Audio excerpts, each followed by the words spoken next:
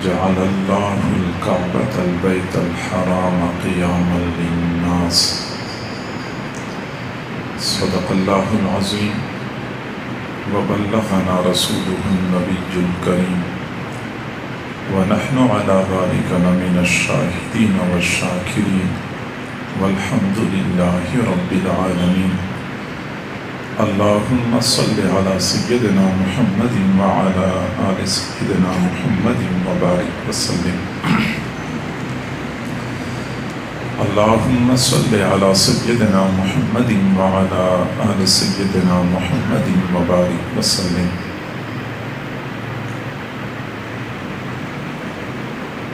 انسان کی یہ فطرت ہے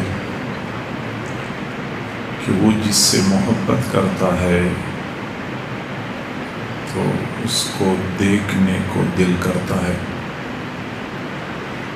اور جب دیکھنے کا موقع مل جاتا ہے تو دیکھتا ہے اور دیکھتا ہی رہ جاتا ہے۔ دیکھنے سے جی نہیں بھرتا، آنکھیں تھکتی نہیں ہیں، اور اگر کبھی ایسا ہو جائے کہ اپنے محبوب کو دیکھنا ممکن نہ ہو تو اپنے محبوب کی نشانیوں کو دیکھ کر اپنے آپ کو تسکین پہنچانے کی کوشش کی جاتی ہے۔ خدا نخواستہ ماں کا جوان بیٹا فوت ہو جاتا ہے، بیٹا دفن ہو جاتا ہے، بیٹے کو دیکھنا ممکن نہیں ہوتا، تو ماں اپنے بیٹے کی نشانیوں کو دیکھ کر اپنی پیاس بجھانے کی کوشش کرتی ہے۔ بیٹے کے کمرے میں جاتی ہے، بیٹے کے جوتے نظر آتے ہیں تو جوتوں کو دیکھتی ہے، کپڑے لٹکے ہوئے ہیں تو ان کو دیکھتی ہے، بچھا ہوا بستر ہے تو اس کو دیکھتی ہے، بیٹا جو پرفیوم استعمال کرتا تھا تو اس کو دیکھتی ہے، ایک ایک چیز کو دیکھ کے تسکین حاصل کرنے کی کوشش کرتی ہے۔ تو اپنے محبوب کا دیدار نہ ہونے کی صورت میں محبوب کی نشانیوں کو دیکھا جاتا ہے۔ اللہ تعالیٰ سے جب بندے محبت کرتے ہیں تو بندوں کی یہ چاہت ہوتی ہے کہ کبھی ہمیں اپنے محبوب کا دیدار تو نصیب ہو جائے۔ وہ اللہ جس کو بن دیکھے ہم اتنی عبادت کرتے ہیں، شدید سردی کے موسم میں آدھی رات کو اٹھ کے نمازیں پڑھتے ہیں، شدید گرمی کے موسم میں شدت کی پیاس برداشت کر کے ہم روزے رکھتے ہیں، پسینہ بہا بہا کے کماتے ہیں، پھر بچا بچا کے جوڑتے ہیں، پھر اپنے محبوب پروردگار کے نام پہ وہی جوڑا ہوا لوگوں کے درمیان تقسیم کرنا شروع کر دیتے ہیں۔ اے اللہ، ابھی میں نے آپ کو دیکھا بھی نہیں ہے اور میری محبت کا یہ عالم ہے، کبھی آپ مجھے نظر آئیں تو پتہ چلے کہ میں کس قدر وارفتگی کے ساتھ تیری عبادت کرتا ہوں۔ کبھی اے حقیقت منتظر نظر آ لباس مجاز میں، کبھی اے حقیقت منتظر نظر آ لباس مجاز میں، کہ ہزاروں سجدے تڑپ رہے ہیں میری جبین نیاز میں۔ اے اللہ، بن دیکھے میں آپ کو اتنے سجدے کرتا ہوں، کبھی آپ سامنے آ جائیں، میری پیشانی میں ہزاروں سجدے تڑپ رہے ہیں، میں دکھا دوں گا کہ عبادت کس قدر وارفتگی کے ساتھ کی جاتی۔ بندے کا دل چاہتا ہے کہ میں اپنے محبوب کا دیدار کر لوں، لیکن اس دنیا میں اپنے رب کا دیدار ممکن نہیں ہے۔ اللہ رب العزت نے اپنے بندوں پر احسان فرمایا کہ روئے زمین پر اپنی کچھ نشانیاں متعین فرمائی کہ یہ میری نشانیاں ہیں، اگر تم لوگ میرا دیدار نہیں کر سکتے تو میری ان نشانیوں کو دیکھ کے تسکین حاصل کر سکتے ہو۔ ان نشانیوں کو شعائر اللہ کہا جاتا ہے، اللہ کی علامات، اللہ کی نشانیاں۔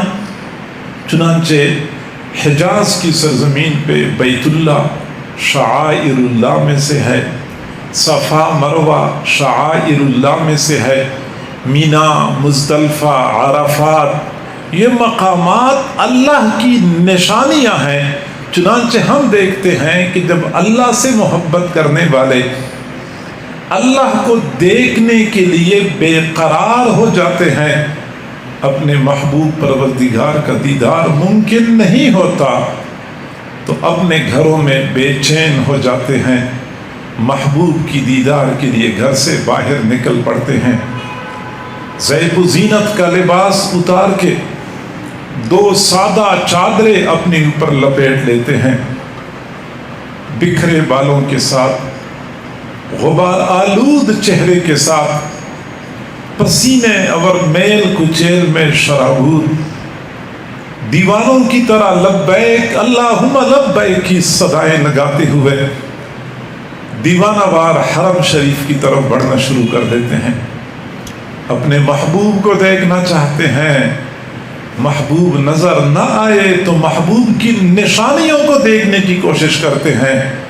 اور جو ہی مکہ مکرمہ کی سرزمین پہ اپنے محبوب پروردگار کا گھر نظر آتا ہے تو اپنے ہوش و حواس کھو بیٹھتے ہیں، دیوانوں کی طرح اس گھر کے ارد گرد بھاگنا دوڑنا شروع کر دیتے ہیں، پھر ایک پہاڑی پہ چڑھ جاتے ہیں، وہاں سے پھر اگلی پہاڑی کی طرف دوڑتے ہیں، وہاں سے پھر پلٹ کے پچھلی پہاڑی کی طرف آتے ہیں، کبھی دیواروں کو بوسے دیتے ہیں، کبھی پتھروں کو چوم رہے ہوتے ہیں، کبھی مینا، مزدلفہ، عرفات کی وادیوں میں پاگلوں کی طرح چیخو پکار اور صدائیں بلند کر رہے ہوتے ہیں، بال بکھرے ہوئے ہیں، کنگھی نہیں کرتے، ناخن بڑے ہوئے ہیں، کاٹتے نہیں ہیں، جسم سے پسینے کی بو آ رہی ہے، خوشبو نہیں لگاتے، گرمی ہے یا سردی ہے، وہی دو چادریں لپیٹے ہوئے ہیں، اور اس انداز سے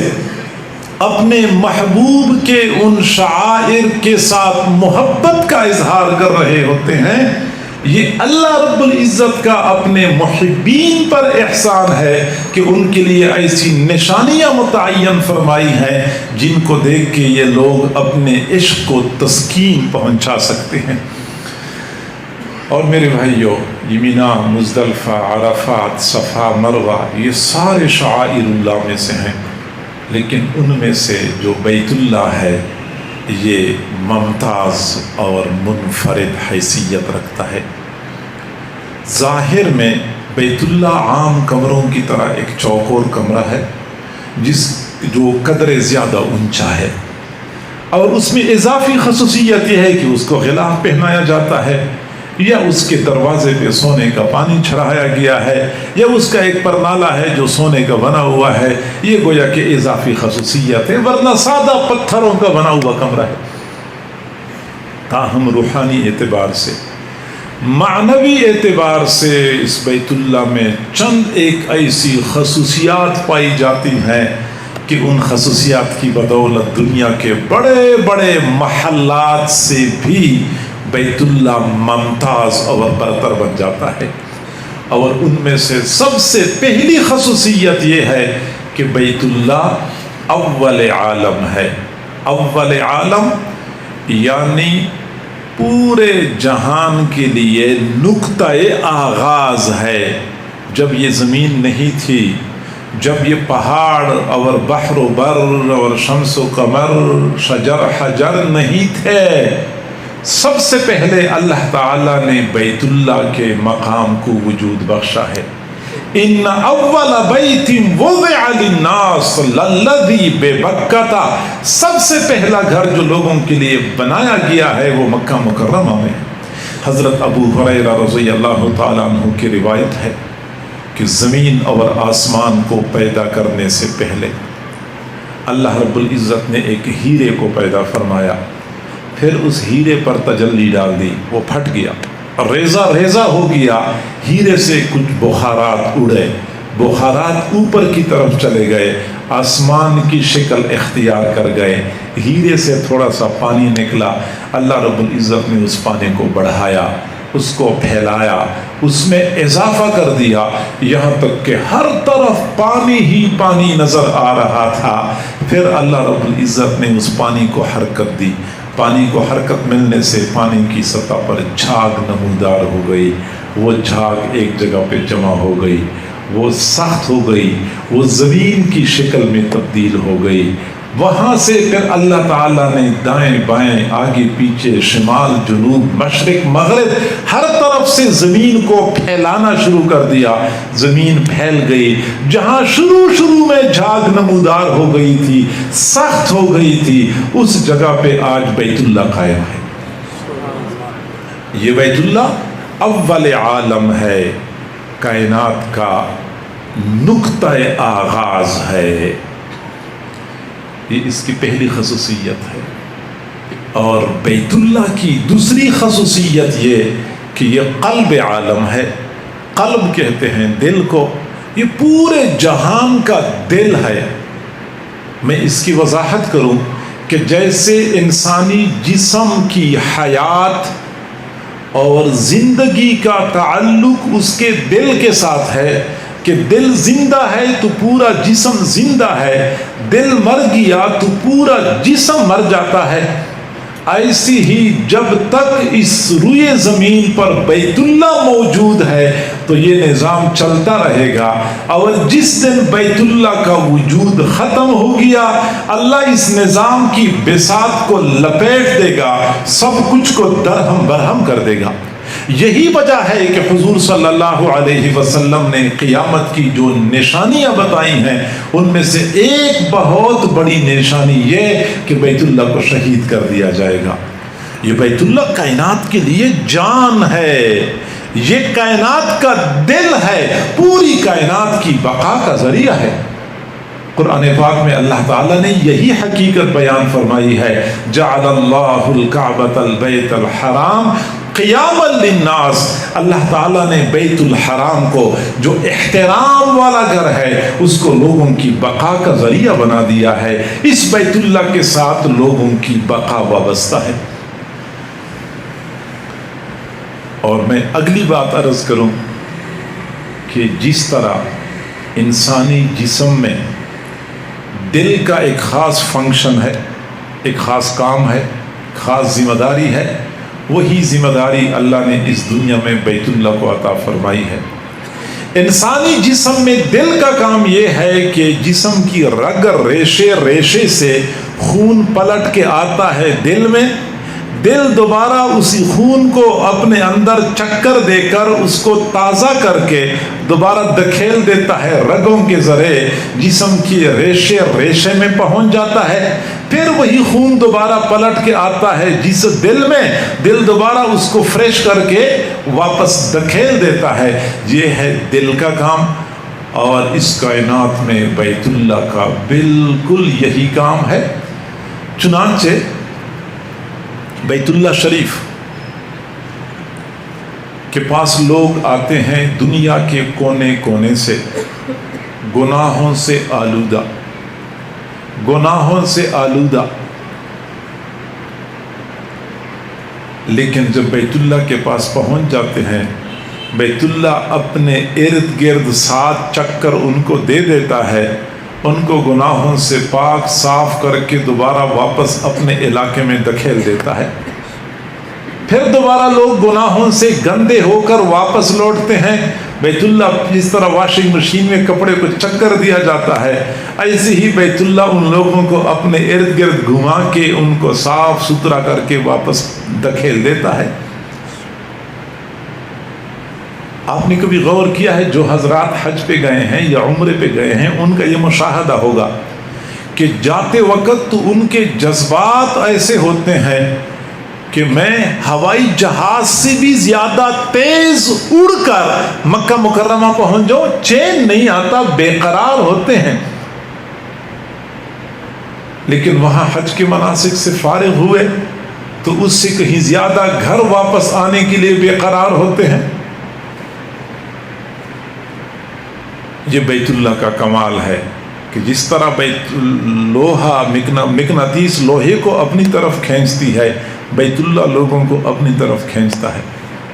لوگ بے قرار ہوتے ہیں بیت اللہ میں پہنچنے کے لیے، لیکن جب لوگوں کا کام ہو جاتا ہے، گناہوں سے پاک صاف ہو جاتے ہیں، پھر وہ نہ بھی چاہیں، پیچھے سے ایک خفیہ طاقت ہوتی ہے جو ان کو دھکیل رہی ہوتی ہے کہ جاؤ اپنے اپنے علاقے میں پہنچ جاؤ، جگہ کو باقی لوگوں کے لیے خالی کر دو۔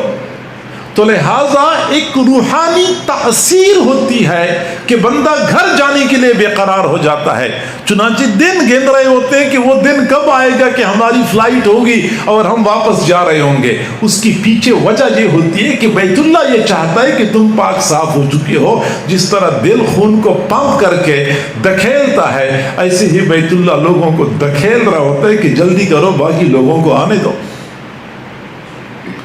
یہ قلب عالم ہے، اور یہی وجہ ہے کہ اگر بندہ وہ دنیا کے نقشے کو دیکھے جو کاغذ پر بنا ہوا ہوتا ہے، اس نقشے میں ملکوں کے نام بھی لکھے ہوتے ہیں، سمندر بھی واضح نظر آتے ہیں، تو جزیرہ نما عرب سمندر کے بیچ میں ایسا لٹکا ہوا نظر آتا ہے جیسے انسانی جسم میں دل لٹکا ہوا نظر آتا ہے۔ یہ قلب عالم ہے۔ اور بیت اللہ کی اگلی خصوصیت یہ ہے کہ یہ وسط عالم ہے، پورے جہان کا بالکل سنٹرل پوائنٹ ہے، بالکل مرکزی نقطہ ہے۔ چنانچہ بیت اللہ کے پاس کھڑے ہو کے بندہ شمال جنوب اور مشرق مغرب ہر طرف سے زمین کی پیمائش کر لے، زمین برابر ہوگی، ہر طرف سے زمین برابر ہوگی، پیمائش بالکل پوری اترے گی۔ یہ وسط عالم ہے، بالکل عالم کے بیچ میں ہے۔ جیسے میں نے پہلے کہا کہ چونکہ بیت اللہ کے اس مقام سے دائیں بائیں آگے پیچھے زمین پھیلا دی گئی ہے، تو جہاں سے زمین پھیلائی گئی ہے وہی جگہ پوری زمین کے لیے مرکزی نقطہ ہے۔ اور یہی وجہ ہے کہ بیت اللہ خط استوا کے بالکل نیچے واقع ہے۔ فلکیات والے اب بھی یہ مانتے ہیں۔ اور یہی وجہ ہے کہ سال میں ایک دن ایسا آتا ہے کہ سورج بالکل بیت اللہ کے اوپر ہوتا ہے، نہ دائیں طرف کوئی سایہ نظر آتا ہے، نہ بائیں طرف سایہ نظر آتا ہے، نہ مشرق میں نہ مغرب میں، سورج بالکل بیت اللہ کے اوپر۔ ہماری ملک میں ایسا نہیں ہو سکتا کہ کسی کمرے کا سایہ کسی طرف بھی نہ ہو، ضرور کسی ایک طرف اس کا سایہ ہوگا۔ بیت اللہ کا سایہ کسی ایک طرف بھی نہیں ہوتا، سورج بالکل اوپر ہوتا ہے، یہ گویا کہ خط استوا کے بالکل نیچے۔ اور یہ ایک حقیقت ہے کہ برطانیہ نے اپنی ہی عروج کے زمانے میں اپنی ہی ایک شہر کو یہ مرتبہ دے دیا کہ اس شہر کا وقت پوری دنیا کے لیے سٹینڈرڈ ٹائم کی حیثیت رکھے گا، اور پوری دنیا کا وقت اسی وقت سے آگے پیچھے تصور ہوگا۔ چنانچہ کہا جاتا ہے کہ پاکستان کا وقت سٹینڈرڈ ٹائم سے 4 گھنٹے آگے ہے، اور ہندوستان کا وقت سٹینڈرڈ ٹائم سے 5 گھنٹے مقدم ہے، اور سعودی عرب کا وقت سٹینڈرڈ ٹائم سے 2 گھنٹے مقدم ہے۔ گویا کہ اصل جو وقت ہے وہ سٹینڈرڈ ٹائم برطانیہ کے ایک شہر کا ہے، اور یہ زبردستی ہے، یہ زیادتی ہے، کیونکہ برطانیہ تو اتنا دنیا کے ایک کونے میں واقع ہے کہ جہاں پہ کئی مرتبہ 20 گھنٹے دن ہوتا ہے، 4 گھنٹے کی رات ہوتی ہے، اور کئی مرتبہ 20 گھنٹے کی رات ہوتی ہے، 4 گھنٹے کا دن ہوتا ہے۔ اتنا جو فرق دن اور رات میں آتا ہے، معلوم ہوتا ہے کہ وہ بالکل دنیا کے ایک کنارے میں واقع ہے۔ تو جو دنیا کی اتنا دور دراز کے کنارے میں ایک شہر واقع ہے، تو اس کا وقت دنیا کے لیے سٹینڈرڈ ٹائم کیسے بن سکتا ہے؟ آج بھی غیر مسلم ماہرین فلکیات یہ بات کرتے ہیں کہ اگر انصاف کی آنکھ سے دیکھا جائے تو مکہ مکرمہ حق رکھتا ہے کہ اس کا وقت دنیا کے لیے سٹینڈرڈ ٹائم بن جائے، کیونکہ مکہ مکرمہ دنیا کے بالکل سنٹر میں واقع ہے۔ اور یہی وجہ ہے کہ ہمارے ہمارے ملک میں بھی دن اور رات کا فرق گھٹتا اور بڑھتا ہے۔ اور دنیا کے بیشتر ممالک میں یہ فرق بہت زیادہ ہو جاتا ہے، لیکن سعودی عرب میں یہ فرق بالکل کم ہوتا ہے۔ کم اس لیے ہوتا ہے کہ یہ خط استوا کے نیچے واقع، تو یہ وسط عالم ہے۔ اور بیت اللہ کی اگلی خصوصیت کہ یہ مثابۃ للناس، لوگوں کے لیے بار بار لوٹنے کی جگہ، بار بار لوٹنے کی جگہ، مثابہ۔ ہر بندہ یہ چاہتا ہے کہ میں بیت اللہ کا دیدار کر لوں۔ نیک لوگ، نمازی، روزے دار، وہ تو چاہتے ہی ہیں۔ کئی مرتبہ وہ لوگ جو ظاہراً دین سے زیادہ دور ہوتے ہیں، وہ بیت اللہ کو دیکھنے کے لیے زیادہ بے قرار ہوتے ہیں۔ اور جو لوگ ایک مرتبہ، جو لوگ نہیں دیکھ چکے، وہ تو دیکھنے کے لیے بے قرار ہیں، جو دیکھ چکے ہیں وہ زیادہ بے قرار ہوتے ہیں۔ جو 2 مرتبہ دیکھ چکے ہیں وہ اس سے بھی زیادہ بے قرار ہوتے ہیں۔ جو 10 مرتبہ دیکھ چکے ہیں وہ اس سے بھی زیادہ تڑپ رہے ہوتے ہیں۔ جو بندہ جتنا زیادہ بیت اللہ کو دیکھتا ہے، اتنا ہی اس کی بے قراری اور بے تابی بڑھتی ہے۔ وجہ کیا ہے کہ بیت اللہ کے اندر ایک کشش ہے، لوگوں کو اپنی طرف کھینچتا ہے۔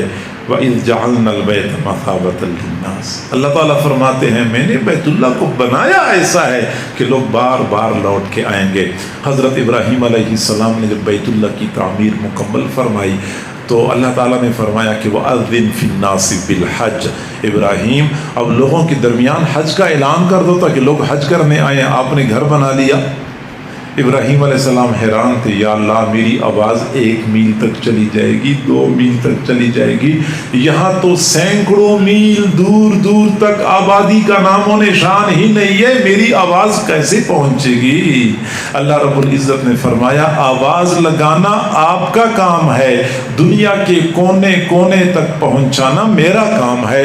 چنانچہ حضرت ابراہیم علیہ السلام نے آواز لگائی، یا ایھا الناس ان اللہ کتب علیکم الحج فحجوا، اللہ تعالیٰ لوگو اللہ نے تم پر حج کو لازم کر دیا ہے، تم حج کرو۔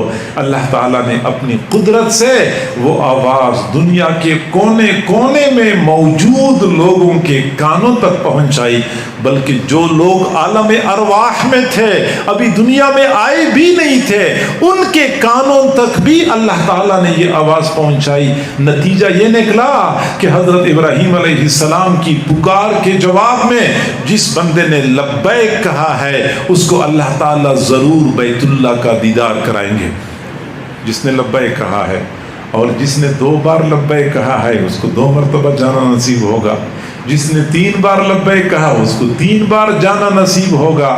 اور میرے حضرت فرماتے ہیں مجھے تو یوں لگتا ہے جیسا کہ بعض لوگوں کی روحوں نے جب ابراہیم علیہ السلام کی آواز سنی تو وجد میں آ گئے اور لبیک لبیک لبیک لبیک کہتے رہے۔ نتیجہ یہ نکلا کہ کئی لوگ زندگی میں 100 مرتبہ چلے جاتے ہیں، کوئی 200 مرتبہ چلا جاتا ہے اور کبھی جی نہیں کرتا۔ آج سے چند سال پہلے کی بات ہے، مکہ مکرمہ میں حج کے ایام میں ایک یمنی شخص کا انٹرویو شائع ہو گیا اخبارات میں۔ یمن سے ایک آدمی آیا تھا، بوڑھا، ہڈیوں کا ڈھانچہ، ضعیف اور کمزور۔ جب پولیس والوں نے دیکھا انہوں نے روک لیا کہ اللہ کے بندے یہ عمر ہے حج کرنے کی، کسی طرف سے دھکا لگ جائے گا، گر جاؤ گے، لوگوں کے قدموں کے نیچے گر جاؤ گے، بنے گا کیا؟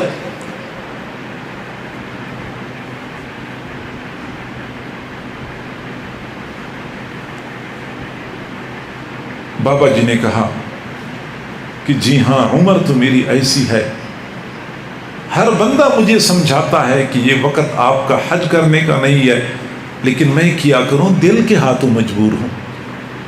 تو پولیس والوں نے کہا کہ آپ نے حج کرنا تھا تو جوانی میں کرتے۔ بابا جی نے کہا کہ میں نے جوانی میں حج کیا ہے لیکن پھر بھی دل کے ہاتھوں مجبور ہوں۔ پولیس والوں نے پھر پوچھا کہ آپ نے جوانی میں کب حج کیا ہے؟ تو جواب دیا کہ میں نے جوانی میں پہلی مرتبہ حج کیا تھا، اس وقت میری عمر 15 سال تھی، اور اس وقت میری عمر 115 سال ہے، اور یہ میری زندگی کا 100واں حج ہے۔ ایک کم 100 حج میں نے پہلے کیے ہیں، یہ میرا 100واں حج ہے جو میں کر رہا ہوں۔ جب بھی حج کا موقع آتا ہے میرے گھر والے مجھے سمجھاتے ہیں کہ نہ جائیں، حج کی عمر نہیں ہے، لیکن میں کیا کروں، مجھے چین نہیں آتا، میں دل کے ہاتھوں مجبور ہو جاتا ہوں۔ وَإِذْ جَعَلْنَا الْبَيْتَ مَثَابَةً لِلنَّاسِ، لوگوں کے لیے بار بار لوٹنے کی جگہ۔ اور بیت اللہ کی اگلی خصوصیت یہ ہے کہ یہ برکت والا گھر ہے۔ ان اول بیت وضع للناس للذی ببکۃ مبارکا، یہ برکت والا گھر ہے، چنانچہ اس کی روحانی برکتیں تو وہ لوگ دیکھ سکتے ہیں جن کی دل کی آنکھیں ہوتی ہیں، جن کے من کی آنکھیں کھلی ہوتی ہیں، وہ روحانی برکتیں دیکھ سکتے ہیں۔ ہم تو ہیں ظاہر بین لوگ، ہم تو اپنی ظاہری آنکھوں سے مادی برکتیں دیکھتے ہیں اور حیران رہ جاتے ہیں کہ بیت اللہ شریف اور مکہ مکرمہ کی سرزمین پہ مادی برکتیں کتنی ہیں۔ روحانی برکتیں تو ہمیں محسوس نہیں ہوتی، لیکن مادی برکتیں تو ہمیں اپنی آنکھوں سے نظر آتی ہیں۔ میں اگر آپ کو بتاؤں کہ مکہ مکرمہ کی جو اصل آبادی ہے یا اصل لوگ ہیں، وہ تو شاید ٹوبہ ٹیک سنگھ سے بھی ان کی آبادی کم ہو۔ ٹھیک ہے، باقی ہوٹل وغیرہ ہیں یا دوسری چیزیں ہیں، لیکن اصل آبادی شاید اس سے بھی کم ہو۔ تاہم اگر ٹوبہ ٹیک سنگھ میں بالفرض 1 لاکھ مہمان اچانک آ گئے اس شہر میں، پھر آپ پیسے ہاتھ میں لیے پھر رہے ہوں گے اور کہیں کھانا تلاش کر رہے ہوں گے، ہوٹل والوں کے پاس کھانا نہیں ہوگا۔ آپ چاہیں گے مجھے کہیں سے پھل مل جائے، آپ کو پھل نہیں ملیں گے۔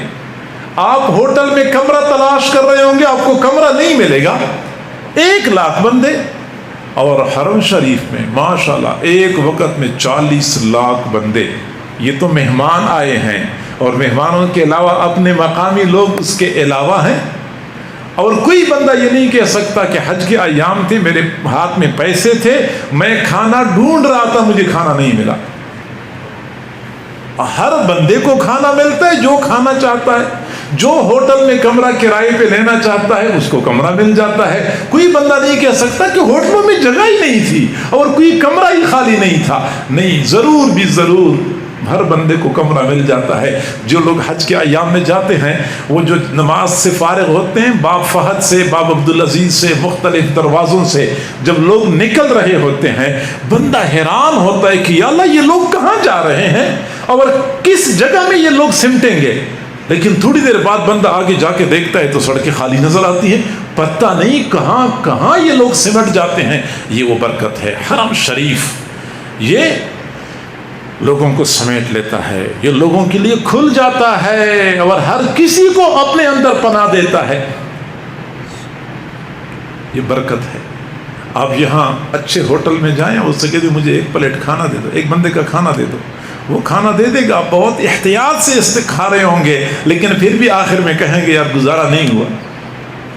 یہاں کے ہوٹلوں کا یہ حال ہے۔ وہاں ہوٹل میں 1 بندے کا کھانا لے لیں اور پھر آپ عزم کر لیں کہ میں ختم کروں گا، ختم نہیں کر سکیں گے، ضرور بھی ضرور کچھ نہ کچھ کھانا بچ جاتا ہے جو گندگی کی ٹوکری میں ڈال دیا جاتا ہے۔ وہاں کے ہوٹل والے بھی کھلے دل والے ہوتے ہیں، کبھی بندے کو وہ چھوٹی پلیٹ میں وہ کھانا نہیں دیتے، ماشاءاللہ اتنا کھانا دیتے ہیں کہ بندہ کھا نہیں سکتا، ختم نہیں کر سکتا۔ اور پھر ہمیں برکت اپنی آنکھوں سے نظر آتی ہے کہ حرم شریف میں ایک چشمہ ہے جس کا نام زمزم ہے۔ 40 لاکھ بندے وہاں رہتے ہیں جو مہمان ہیں صرف، اور یہ سب کے لیے زمزم پورا۔ ہمارے ہاں شادی ہوتی ہے نا تو 200 بندوں مہمان آ جاتے ہیں، آدھے گھنٹے بعد کہتے ہیں بھائی پینے کا پانی ختم ہو گیا، اس جگہ پہ دیکھو، اس کولر میں دیکھو، پانی ختم ہو گیا۔ حرم شریف میں آپ 10 کولر ایک قطار میں پڑے ہوتے ہیں، آپ 10 کولروں میں دیکھیں گے ایک میں پانی ختم نہیں ہوگا۔ کبھی آپ کو یہ نہیں سننے کو ملے گا، نہیں آپ کو یہ واسطہ پڑے گا کہ اس کولر میں پانی ختم ہو چکا ہے۔ زمزم کا پانی لاکھوں لوگ ہر وقت لگے ہوتے ہیں، پی رہے ہوتے ہیں، لیکن پانی ختم نہیں ہوتا۔ آپ سوچتے ہوں گے کہ وہ جو پانی لانے والے ہوتے وہ لاتے ہیں، وہ ہر وقت تو نہیں لگے ہوتے، اتنے لوگوں کے لیے تو ہر وقت کولر لائے جائیں پھر بھی پانی ختم ہو جائے گا۔ وہ تو آتے ہیں، کچھ وقفے سے آتے ہیں، لیکن پانی ہے جو ختم نہیں ہوتا۔ ٹھنڈا بھی مل جاتا ہے، گرم بھی مل جاتا ہے، نارمل بھی مل جاتا ہے، آپ پئیں جیسے آپ پینا چاہتے ہیں۔ پھر حالت یہ ہمارے ہاں تو یہ کہتے ہیں کہ بھائی گزارا کرو، پانی کم ہو گیا، تھوڑا سا گزارا کرو۔ وہاں کہا جاتا ہے زیادہ پیو، جتنا زیادہ پیتے ہیں ایمان کی نشانی یہ ہے کہ بندہ زمزم زیادہ پیتا ہے، جو کم پیتا ہے یہ نفاق کی نشانی ہے۔ باقاعدہ ترغیب دی گئی ہے کہ جتنا زیادہ پی سکتے ہو پی لو۔ بیٹھ کے پیتے ہیں، سمٹ کے بیٹھے ہوتے ہیں، زیادہ نہیں پیا جاتا، کہتا کھڑے ہو کے پی لو تاکہ زیادہ پی لے اور جسم کی رگ رگ ریشے ریشے میں زمزم کا پانی پہنچ جائے۔ طواف کرنے کے بعد پی لو، سعی کرنے کے بعد پی لو، سعی کے اس میں جاتے ہیں، سعی کر رہے ہوتے ہیں، دائیں بائیں زمزم پڑا ہوتا ہے۔ مدینہ منورہ جائیں تو وہاں زمزم ہے، مکہ مکرمہ جائیں وہاں زمزم ہے، مکہ مکرمہ کی مسجدوں کے اندر جائیں، دوسری مساجد کے اندر کولر رکھے ہوتے ہیں وہاں زمزم ہے۔ یا اللہ، ایک چشمہ ہے اتنی مخلوق کے لیے، تو اگر 20 ٹربائنیں لگائی جائیں وہ بھی پانی پورا نہ کریں، ایک چشمہ کیسی پورا ہو رہا ہے؟ مبارکن، یہ برکت والا گھر ہے، برکت والا گھر ہے۔ بیچارے دکاندار لوگ، کاروباری لوگ کہتے ہیں حج پہ جانے کو بہت دل کرتا ہے، لیکن اگر میں نے یک مشت 10 لاکھ روپے اپنے کاروبار سے نکالے میرا کاروبار متاثر ہو جائے گا، لہٰذا ابھی میں حج کرنے کی پوزیشن میں نہیں ہوں، میرا کاروبار متاثر ہو جائے گا۔ حالانکہ حقیقت یہ ہے کہ جب بندہ 10 لاکھ خرچ کر کے وہاں جاتا ہے، وہاں سے جو برکتیں سمیٹ کے آتا ہے، تو اسی کاروبار سے 3 مہینے کے اندر وہ 10 لاکھ پورے ہو جاتے ہیں۔ برکت ہے، مبارکن، برکت والا گھر ہے۔ اور صرف یہ نہیں ہے کہ وہ برکتیں اسی مسجد حرام کے ساتھ خاص ہیں، بلکہ بیت اللہ کی بیٹیاں روئے زمین پر جہاں کہیں مسجدیں ہیں، ہر مسجد کو اسی برکت میں سے حصہ ملتا ہے۔ آپ حیران رہ جائیں گے، یہ جو پنکھا چل رہا ہے اس میں یہ بجلی پنکھے میں نہیں بنتی، بلکہ یہ محلے کی ٹرانسفارمر سے آتی ہے، اور ٹرانسفارمر میں بجلی بنتی نہیں ہے بلکہ شہر کے گریڈ اسٹیشن سے آتی ہے، اور گریڈ اسٹیشن میں بجلی نہیں بنتی، بجلی پاور ہاؤس میں بنتی ہے، پھر آتی ہے شہر کے گریڈ اسٹیشن میں، وہاں سے ٹرانسفارمر میں، وہاں سے پھر گھر گھر میں تاروں کے ذریعے بجلی پہنچتی ہے، میٹر کے ذریعے پہنچتی ہے۔ اس لیے اللہ والے فرماتے ہیں کہ یوں سمجھ لیں کہ بیت المعمور برکتوں کا پاور ہاؤس ہے۔ بیت المعمور کہاں ہے؟ بیت اللہ کے بالکل سیدھ میں 7ویں آسمان پر ایک کمرہ ہے جو بیت اللہ کی طرح ہے، وہ بیت المعمور ہے۔ اصل برکتیں وہاں ہیں، وہاں سے وہ برکتیں سیدھی بیت اللہ پہ آتی ہیں۔ بیت اللہ گریڈ اسٹیشن کی مانند ہے، اور پھر روئی زمین پر جو مسجدیں ہیں یہ محلوں کی ٹرانسفارمر کی مانند ہے۔ چنانچہ بیت اللہ سے برکتیں آتی ہیں، ہر مسجد میں برکتوں کا حصہ آتا ہے، پھر نمازی حضرات آتے ہیں، انہی برکات میں سے حصہ لے کے اپنے گھروں کو لوٹتے ہیں اپنے۔ اور یہی وجہ ہے کہ جب مسجد بناتے ہیں تو اس بات کا زیادہ اہتمام کیا جاتا ہے کہ مسجد کا رخ بالکل بیت اللہ کی طرف ہو۔ کہتے ہیں قطب نما دیکھ لو، کوئی کمپاس دیکھ لو، کوئی دوسرے ماہرین کو بلا لو کہ بالکل بیت اللہ کی طرف رخ ہو۔ آپ پرانے زمانے میں لوگ چھتوں کے اوپر اینٹینا لگاتے تھے تو کہتے تھے اینٹینے کا رخ جو ہے نا وہ ادھر موڑو گے تو ادھر سے صحیح سگنل آتے ہیں، کیونکہ ادھر سیٹلائٹ ہوتا تھا، تو سیٹلائٹ کی طرف رخ موڑیں گے تو سگنل صحیح آتے ہیں اور صحیح تصویریں آتی ہیں۔ اسی طرح جب مسجد کا رخ بالکل بیت اللہ کی طرف ہوتا ہے تو پھر بیت اللہ سے صحیح برکات آتی ہیں اور نمازیوں کو پورا حصہ ملتا ہے۔ تو میرے بھائیوں، بیت اللہ مبارکن، برکت والا گھر ہے، وہدن، اور یہ ہدایت والا گھر ہے۔ وہ پوری دنیا کو بیت اللہ کی ہدایت میں سے خیرات ملتی ہے۔ اصل ہدایت کا مورد اور مرکز بیت اللہ ہے، یہاں سے پھر دنیا کو خیرات مل جاتی ہے۔ یہی وجہ ہے کہ جو حضرات حج پہ جاتے ہیں زندگیاں بدل جاتی ہیں۔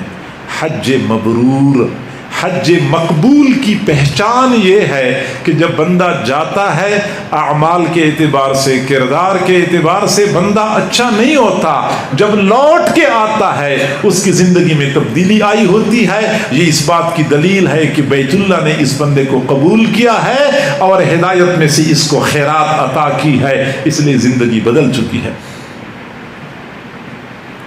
بیت اللہ کی زیارت سے، بیت اللہ کے طواف سے، بیت اللہ کے مناسک ادا کرنے سے لوگوں کی زندگیوں میں تبدیلیاں آتی ہیں۔ ہمارے حضرت جی دامت برکاتہم العالیہ نے فرمایا کہ بیرون ملک ایک جگہ پہ بیان کیا، بیان کے بعد کچھ لوگ مجھے ملے اور کہنے لگے کہ ہمارے محلے میں ایک خاتون ہے جو کچھ عرصہ پہلے مسلمان ہو چکی ہے۔ مسلمان تو وہ نسلی نہیں ہے، بعد میں مسلمان ہوئی ہے، لیکن عبادت کا ذوق شوق، نیکی تقوی پرہیزگاری ایسی ہے کہ لوگوں کے لیے مثال ہے۔ ہماری نماز منٹوں پر مشتمل ہوتی ہے، اس خاتون کی نماز گھنٹوں پر مشتمل ہوتی ہے۔ اور جب نماز کا وقت آتا ہے اس خاتون نے نماز کے لیے الگ سوٹ رکھا ہوا ہے جو انتہائی قیمتی، صاف ستھرا، خوشبودار، تو وہ سوٹ پہن لیتی ہے، کمرہ بند کر لیتی ہے اور پھر اللہ کی عبادت کرتی ہے، کئی گھنٹے ایک نماز میں گزار دیتی ہے، ایسی نماز پڑھتی ہے۔ وہ خاتون آئی ہے، اس نے کچھ سوالات پوچھنے ہیں اسلام کے بارے میں، اگر آپ کے پاس وقت ہو تو آپ ٹائم دے دیں۔ میں نے کہا ٹھیک ہے۔ خاتون آئی اور پردے کے پیچھے بیٹھ گئی، اس نے کوئی پونا گھنٹہ آدھا گھنٹہ مجھ سے مختلف سوالات پوچھے اور مجھے جو کچھ سمجھ میں آ رہا تھا میں نے اس خاتون کو جوابات دیے۔ پھر اس کے بعد میں نے اس خاتون سے ایک سوال پوچھا کہ آپ پہلے مسلمان نہیں تھی تو آپ اسلام کی طرف کیسے آئی؟ کسی نے آپ کو دین کی دعوت دی؟ کسی عالم سے آپ متاثر ہو گئی؟ کسی کتاب کے مطالعے نے آپ کو متاثر کیا؟ قرآن پاک کی تلاوت نے آپ کو متاثر کیا؟ آپ کیسے مسلمان ہوئی؟ تو اس خاتون نے کہا کہ یہ تو ایک لمبی داستان ہے، اگر آپ کے پاس وقت ہے تو میں سنا دیتی ہوں۔ میں نے کہا آپ سنائیں۔ تو خاتون کہنے لگی کہ چند سال پہلے کی بات ہے، میں اور میرا خاوند اپنی ہی ملک میں ایئرپورٹ پہ ڈیوٹی سر انجام دے رہے تھے، ایک کمپنی کے ساتھ کام کر رہے تھے۔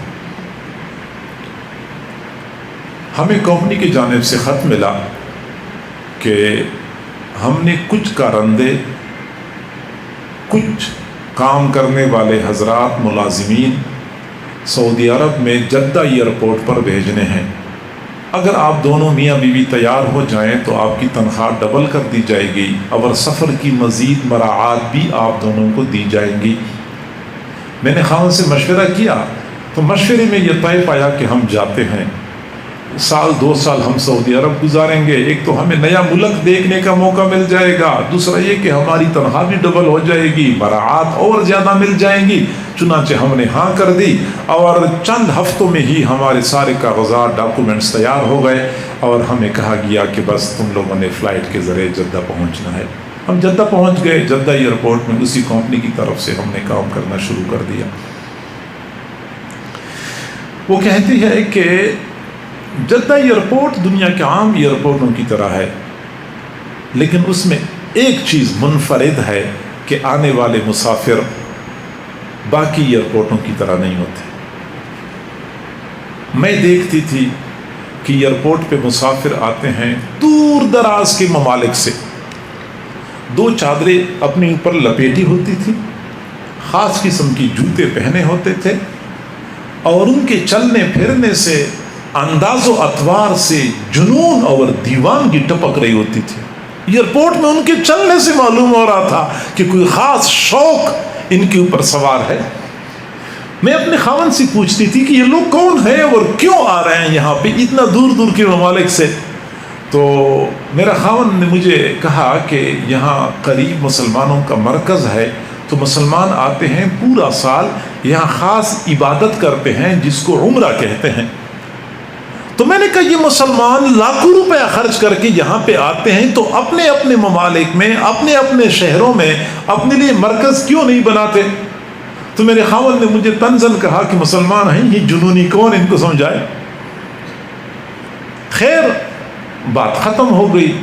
پھر ایک وقت ایسا کیا کہ جدہ ایئرپورٹ پہ آنے والے مسافروں کا رش بڑھ گیا. پھر تو پورے جہاز اسی لباس میں ملبوس لوگوں کے آتے تھے. میں نے کہا اپنے خاوند سے کیا ہوگی، اب تو لوگوں کا رش بڑھ گیا. تو میرے خاوند نے کہا کہ یہ وہ موقع ہے، سال میں ایک مرتبہ آتا ہے، اور اس موقع پر مسلمان ایک خاص عبادت کرتے ہیں جس کو حج کہتے ہیں، اس لیے یہاں رش بڑھ گیا. تو میں نے اپنے خاوند سے کہا کہ کوئی نہ کوئی بات تو ہے کہ اتنا دور دراز سے لوگ اس مرکز کے لیے آتے ہیں، یہاں عبادت کرتے ہیں، یہ مرکز ہم نہیں دیکھ سکتے. تو میرے خاوند نے مجھے کہا کہ نہیں، ہم نہیں دیکھ سکتے، کیونکہ ایک خاص پوائنٹ ہے، وہاں سے آگے غیر مسلموں کا جانا ممنوع ہے، ہم آگے نہیں جا سکتے، صرف مسلمان ہی جا سکتے ہیں. تو میں نے کہا اتنے لاکھوں لوگ جاتے ہیں، وہ کہاں ایک ایک بندے کا پاسپورٹ چیک کرتے ہوں گے، ہم بھی کوشش کر لیتے ہیں. تو اس نے کہا ٹھیک ہے کوشش کر لیتے ہیں، لیکن آپ کو اس صورت میں مسلمان خواتین کا حلیہ اختیار کرنا پڑے گا. میں نے کہا مسلمان خواتین کا حلیہ اختیار کرتی ہوں، ان کی طرح لباس پہن لیتی ہوں، ان کی طرح برقع پہن لیتی ہوں، اور آپ مسلمان مردوں کی طرح دو چادریں اپنے اوپر لپیٹ لیں. چنانچہ انہوں نے احرام کی طرح دو چادریں اپنے اوپر لپیٹ لیں، میں نے مسلمان خواتین کی طرح لباس پہنا، برقع پہنا، اور ہم اپنی گاڑی میں بیٹھ کے روانہ ہو گئے. وہ جس مقام پہ پاسپورٹ وغیرہ چیک کیے جاتے ہیں، اللہ کی شان اس وقت رش زیادہ تھا اور کچھ لوگ کھانے کے لیے گئے ہوئے تھے. ایک دو پولیس والے تھے، انہوں نے ہمیں اشارہ کر دیا کہ چلو. ہم چلے، ہم سے کچھ نہیں دیکھا گیا. مکہ مکرمہ پہنچ گئے، ایک جگہ پہ گاڑی پارک کر لی اور لوگوں سے راستہ پوچھا. لوگوں نے حرم شریف کا راستہ بتایا. تو چلتے چلتے ہم کافی دور نکلے، ہم حرم شریف کے مین دروازے پہ پہنچے. دروازہ دیکھا، اتنا عالی شان، اتنا بڑا، ہم تو مبہوت ہو گئے. یہ اتنا بڑا مرکز ہے، اتنا بڑا دربار ہے، ایسے تو بڑے بڑے بادشاہوں کے دربار نہیں ہوتے. اتنا بڑا دروازہ. میں دروازے کو دیکھ کے حیران تھی. پھر اندر چلی گئی، مسجد حرام کو دیکھا، فانوس دیکھے، ستون دیکھے، قالین دیکھے، ایک ایک چیز کو دیکھتے ہوئے حیران ہو رہی تھی. آگے بڑھ رہی تھی اپنے خاوند کے ساتھ. بڑھتے بڑھتے ہم بالکل مطاف کے کنارے پہ پہنچے، جہاں سے بندہ نیچے سیڑھیوں سے اترتا ہے. وہاں پہنچے تو ہم نے جو سامنے دیکھا تو سامنے نظر بیت اللہ پہ پڑ گئی. پھر وہ خاتون کہتے ہیں کہ پھر بیت اللہ نے ہماری نگاہوں کو ایسے کھینچا اپنی طرف کہ پھر ہم بیت اللہ سے نگاہیں نہ ہٹا سکے. کافی دیر تک ہم بیت اللہ کو دیکھتے رہے، ٹکٹکی باندھ کے دیکھتے رہے. اور کافی دیر کے بعد جب میں نے اپنے خاوند کی طرف دیکھا، خاوند نے میری طرف دیکھا، تب ہمیں اندازہ ہو گیا کہ میری آنکھوں سے بھی آنسو جاری ہیں، میرے خاوند کی آنکھوں سے بھی آنسو جاری ہیں. میرے خاوند نے مجھے کہا کہ آپ کو کیا نظر آیا؟ میں نے کہا مجھے تو حقیقت نظر آئی. تو خاوند نے کہا پھر حقیقت قبول کیوں نہ کریں؟ میں نے کہا مجھے تو انکار نہیں ہے، ہم حقیقت قبول کر لیتے ہیں.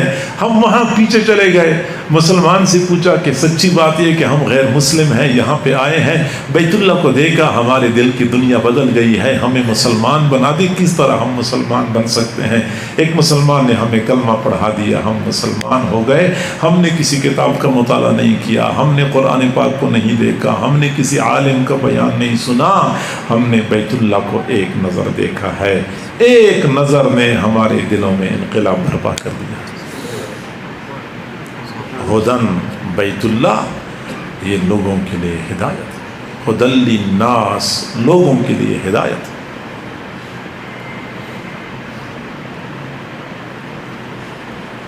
ہر مسلمان کی یہ چاہت ہوتی ہے کہ حرمین شریفین کی مقبول حاضری مجھے مل جائے، نصیب ہو جائے. اور یقیناً یہ نصیب والوں کو نصیب ہوتی ہے. ہم سمجھتے ہیں کہ شاید مال والوں کو نصیب ہوتی ہے، حالانکہ یہ غلط ہے. نصیب والوں کو نصیب ہوتی ہے. بیت اللہ شریف جانے کے لیے، حج اور عمرہ کرنے کے لیے مال کی ضرورت نہیں ہوتی، اعمال کی ضرورت ہوتی ہے. دل کی تڑپ، دل کی حسرت اور بے قراری اللہ کی رحمت کو متوجہ کر دیتی ہے. راستوں کی رکاوٹیں ختم ہو جاتی ہیں. اللہ تعالی حرمین کے دروازے بندے کے لیے کھول دیتا ہے.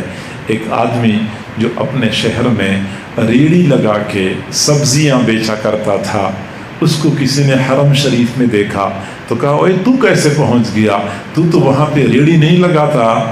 تو اس نے کہا میں ریڑھی لگاتا ہوں، میرا اللہ تو ریڑھی نہیں لگاتا، میرا اللہ تو ریڑھی نہیں لگاتا۔ گویا کہ اللہ جب پہنچانا چاہتا ہے، اللہ کے پاس اسباب کی کیا کمی ہے؟ تو دل کی تڑپ اور حسرت کام آتی ہے۔ ہم بھی تڑپ اور بے قراری کے ساتھ اللہ سے مانگا کریں۔ حضرت مدنی رحمۃ اللہ علیہ، حضرت مولانا حسین احمد مدنی رحمۃ اللہ علیہ کے بارے میں ان کی اہلیہ کا بیان ہے کہ ہمارے مالی حالات اچھے نہیں تھے، حرم شریف جانے کی استطاعت کوئی نہیں تھی، لیکن حضرت مدنی رحمۃ اللہ علیہ کا حال یہ تھا کہ جب حج کے ایام قریب آتے تھے تو ان کو اپنے گھر میں چین نہیں آتا تھا۔ گھر میں بیٹھے ہوتے تھے، کھانا شروع کر لیتے تھے، ایک لقمہ لیتے، پھر اچانک یاد آتا، پھر اٹھ کے روانہ ہو جاتے کہ ہم یہیں بیٹھ کے کھانے کھا رہے ہیں، پتہ نہیں وہاں پہ عشاق کیا کر رہے ہوں گے، پتہ نہیں وہاں پہ عشاق کیا کر رہے ہوں گے۔ کھانا چھوڑ کے چلے جاتے تھے، اگلے وقت میں پھر آ جاتے تھے، پھر کھانا شروع کر دیتے تھے، ایک دو لقمے لینے کے بعد پھر اٹھ جاتے تھے کہ ہم یہاں پھر رہے ہیں، پتہ نہیں وہاں پہ عشاق کیا کر۔ ایسے بے قرار اور بے تاب ہوتے تھے، بے چین رہتے تھے۔ جب حاجی حضرات حج پہ روانہ ہوتے تھے تو حاجی حضرات جاتے تھے بمبئی سے بحری جہاز کے ذریعے اور دیوبند سے ٹرین کے ذریعے بمبئی جانا ہوتا تھا، تو ان دنوں میں حضرت مدنی رحمۃ اللہ علیہ اکثر ریلوے اسٹیشن پہ نظر آتے تھے، کیونکہ بمبئی جانے والے حاجی حضرات کو الوداع کہہ رہے ہوتے تھے، ان سے دعاؤں کی درخواست کر رہے ہوتے تھے، اور جب واپسی کی فلائٹ، وہ مسافروں کی واپسی شروع ہو جاتی تھی تو حضرت مدنی رحمۃ اللہ علیہ پھر اکثر ریلوے اسٹیشن پہ نظر آتے تھے، آنے والے حاجی حضرات سے کارگزاری سنا کرتے تھے اور ان سے دعاؤں کی درخواست کیا کرتے تھے۔ وہ دل کی تڑپ تھی، وہ دل کی بے قراری تھی۔ اللہ رب العزت نے ان کے لیے حرمین کے دروازے کھول دیے، 1 سال نہیں، 2 سال نہیں، مسلسل 18 سال مدینۃ الرسول میں منبر رسول پہ بیٹھ کے احادیث رسول کا درس دیتے رہے۔ 18 سال مسلسل تڑپ تھی۔ آج بھی اسی تڑپ کی ضرورت ہے، پھر اللہ تعالیٰ راستے کھول دیتا ہے۔ اللہ تعالیٰ ہم سب کو حرمین شریفین کی مقبول حاضری زندگی میں بار بار نصیب فرمائے۔ وآخر دعوانا ان الحمدللہ رب العالمین۔